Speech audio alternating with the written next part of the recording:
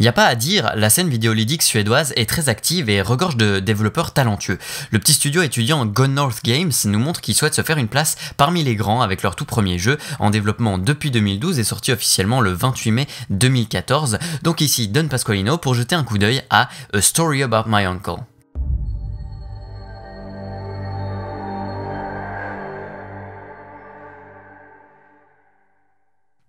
A Story About My Uncle, qu'on peut abréger à SAMU pour des raisons évidentes, nous projette dans une histoire racontée par un père à sa fille avant de s'endormir. Une histoire qui, comme le titre l'indique, va raconter quelque chose à propos de son oncle Fred qui avait disparu et qu'il a dû essayer de retrouver. Il va découvrir une combinaison un peu spéciale dans la maison de son oncle qui va lui permettre de défier les lois de la physique et sa quête va le mener dans un monde souterrain fantastique dans lequel il va rencontrer des créatures bizarres. Côté jouabilité, on est en vue première personne et il s'agit en premier lieu d'un jeu de plateforme en 3D. La combinaison que le personnage découvre au début du jeu permet de faire un certain nombre de choses. Des sauts propulsés verticaux et horizontaux et le fait d'utiliser un système de grappin pour se tirer vers les objets comme vous pouvez le voir à l'écran.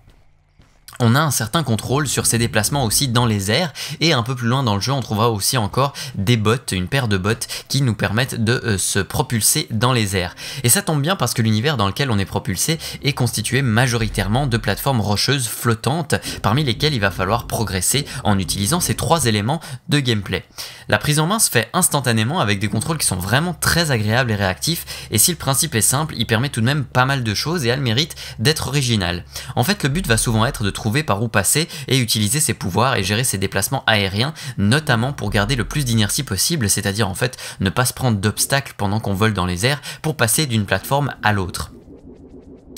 Et le gameplay évolue au fil du jeu, comme je l'ai dit on va trouver ces bots qui vont déjà ajouter une mécanique de gameplay et au début on va ne pouvoir utiliser qu'un seul grappin, puis jusqu'à 3 voire plus si on recharge ensuite son énergie en plein saut grâce à des cristaux qui se trouvent un peu sur les murs et qu'il va falloir utiliser à son avantage etc. etc. À un moment du jeu par exemple il y a aussi les bots qui fonctionnent plus et on va devoir évoluer sans les bots, ce qui ajoute un petit peu, ce qui fait varier un petit peu les choses et les plateformes se corsent au fil de la progression avec des éléments mouvants auxquels il faut s'accrocher, des sauts qui demandent pas mal de précision et un peu d'inventivité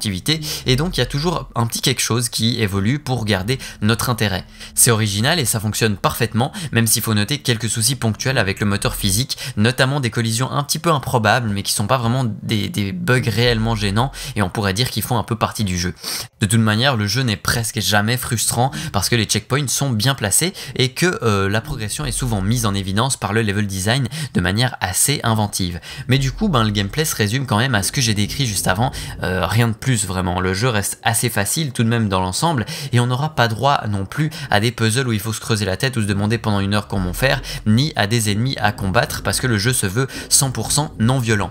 Ce gameplay assez simpliste peut commencer à devenir un peu répétitif vers la fin du jeu et certains regretteront peut-être justement que ce gameplay ne pousse pas son concept un petit peu plus loin, mais il y a aussi un côté sensoriel, perceptif et contemplatif dans la SAMU qui fait qu'il n'en a pas vraiment besoin.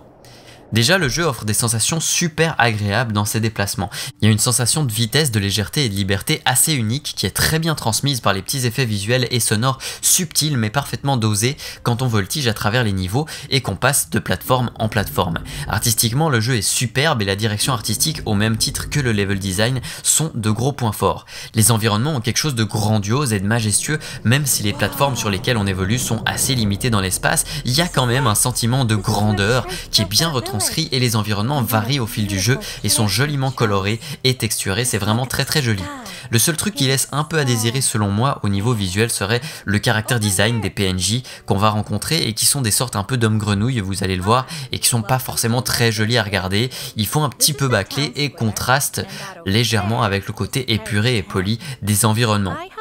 Comme je l'ai déjà sous-entendu, il y a un côté très contemplatif et relaxant dans la SAMU qui instaure très vite une ambiance et une atmosphère assez particulière et que j'ai trouvé vraiment agréable. Les musiques sont plutôt dans le genre discret et relaxant, voire un peu triste, et ça colle bien à l'ambiance. Ce côté calme et attendrissant est bien installé par cette bande sonore, mais aussi par le gameplay assez simple qui se laisse prendre en main et ses sensations dans les déplacements avec cette gravité assez spéciale, ce sentiment de légèreté et d'immensité qui a quelque chose d'apaisant, voire d'euphorisant, tout en restant aussi un petit peu inquiétant et fascinant d'un certain côté. Par ailleurs, l'univers fantastique dans lequel on nous fait évoluer est assez intriguant et parvient facilement à piquer la curiosité et l'imagination. On se demande un peu qui sont ces hommes grenouilles, d'où ils viennent, que veulent dire les étranges symboles qu'on voit un peu partout et qui peuvent servir à la fois de checkpoint mais aussi d'indicateurs pour s'accrocher avec le grappin. Et il y a même des inscriptions qui sont aussi écrites avec un code qui se rapproche un peu du runique et qu'on peut apprendre à déchiffrer par soi-même pour en apprendre un peu plus si on est un petit peu attentif au début du jeu et qu'on prend quelques notes. Et personnellement, moi je l'ai naturellement fait, ça m'a assez surpris d'ailleurs parce que c'est pas le genre de truc que je fais naturellement dans un jeu, et j'ai pris du plaisir quand même à déchiffrer certaines inscriptions trouvées par-ci par-là. Si l'histoire en elle-même reste assez simple, il s'agit d'une sorte de voyage initiatique traité de manière intéressante avec un côté conte pour s'endormir qui le rend prenant et attachant. C'est vraiment un conte pour s'endormir, c'est présenté comme tel. En plus de ça, la fin du jeu, vers laquelle pointent plusieurs indices au fil du jeu, est un twist vraiment intéressant et fait pas mal réfléchir. On a même droit à quelques petits easter eggs assez sympas. Par contre, le jeu n'est disponible qu'en version anglaise, donc il faudra quand même avoir quelques bases si on veut comprendre l'histoire. L'histoire d'ailleurs se parcourt en 3 heures environ, ce qui peut paraître un petit peu court pour un jeu à 13 €, d'autant plus que la fin arrive de manière un peu abrupte et inattendue, sans grosse montée en tension et en suspense comme on en a souvent l'habitude, mais c'est aussi ça, j'ai trouvé, qui faisait le charme du jeu, qui reste un petit peu calme et tranquille même jusqu'à la fin. Mais 3 heures pour 13 €, c'est loin d'être scandaleux aussi, et on a vu bien pire. D'ailleurs, c'est possible d'augmenter aussi un peu cette durée de vie en essayant de ramasser tous les petits secrets à collectionner, qui permettent notamment de débloquer des modes un peu spéciaux, notamment le Goat Mode, qui est sans doute un clin d'œil au Goat Simulator de Coffee Stain Studios,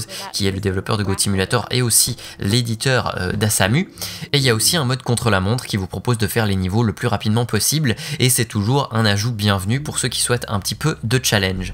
A Story About My Uncle, c'est donc un platformer 3D en vue FPS vraiment unique, inventif et original, qui a un charme indéniable tant au niveau de son design que de sa jouabilité, et qui sait proposer une expérience à la fois apaisante et contemplative, mais avec tout de même des mécaniques de gameplay bien rodées et très agréables. Une belle bouffée de fraîcheur dépaysante et très agréable à parcourir, même si certains éléments par-ci par-là sont implémentés peut-être de manière légèrement minimaliste, et que 13 € pour 3 heures de jeu, ça pourra sembler un prix un petit peu élevé pour certains, mais c'est le premier jeu d'un jeune studio étudiant et ça ne m'empêchera pas de vous le recommander sans hésitation. Et entre nous, si vous deviez choisir entre tous les jeux suédois de ce début d'année, on a Asamu, Goat Simulator et Wolfenstein, et ben pour moi le choix est vite fait.